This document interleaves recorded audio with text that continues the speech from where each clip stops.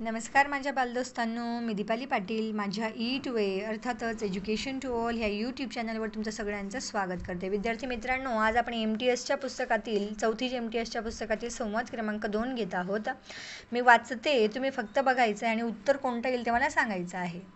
खालील संवाद काळजीपूर्वक वाचा आणि त्याखालील योग्य उत्तराचा पर्यायांक छायांकित करा.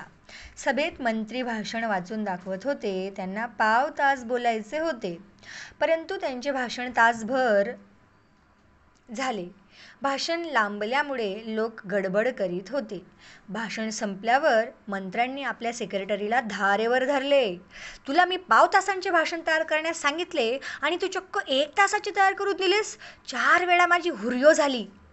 सेक्रेटरी म्हणाली, साहेब, भाषण पाव तासाचेच होते, परंतु आपण भाषणाच्या 4ही टंकलिखित प्रती वाचून दाखवल्यात. हा संवाद आहे या ठिकाणी. आता त्या संवादावर आधारित पहिला प्रश्न, सभेत कोणाचे भाषण होते? मंत्र्यांचे, सेक्रेटरीचे, लेखकाचे, अनामिकाचे. सभेत मंत्री भाषण वाचून दाखवत होते. अगदी पहिलाच पर्याय मंत्र्यांचे. सभेतील भाषण खूप टिंबटिंब झाले. चांगले झाले, रटाळ झाले, रंगले, उत्स्फूर्तपणे झाले. रटाळ झाले म्हणूनच लोक कंटाळले. सेक्रेटरीने भाषण किती मिनिटांचे तयार केले? पाव तास बोलायचं होतं, फक्त पाव तास. घड्याळ असते ना आपलं, घड्याळ. हा इथे 12चा अंक, 6, 3, 9, हे 1 आणि 2.